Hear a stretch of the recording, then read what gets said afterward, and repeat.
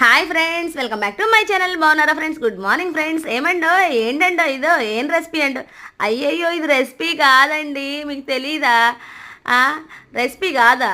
మరి అవేంటి? మరి వాటర్ కాబెడుతున్నారు కదా పొయ్యి మీద, రెసిపీ కానప్పుడు అవి ఎందుకు చేస్తున్నారు అని అనుకుంటున్నారు కదా మీరు. మీలో చాలామందికి తెలియదు కదా ఇవి. నిజమేనండి, ఈ రోజుల్లో షాంపూలు వచ్చేసాక ఇవి చాలా మందికి గుర్తులేదనమాట. ఇంతకు ముందు అయితే షాంపూలు కాకుండా కుంకుడుకాయలే వాడుకునేవాళ్ళు అనమాట అందరూ. ఇప్పుడైతే కుంకుడుకాయలు మర్చిపోయారండి. షాంపూ లాగే మనకి కుంకుడుకాయలను కూడా బాగా నలగొట్టేసేసి వేడి వేడి నీళ్లు పోసేసి ఇలా కొంచెం మందారం ఆకేసేసుకొని తలకు పోస్తేనండి తలలో ఉన్న మట్టి గిట్టి అంతా పోయి చాలా ఫ్రెష్గా ఉంటుంది అనమాట తల.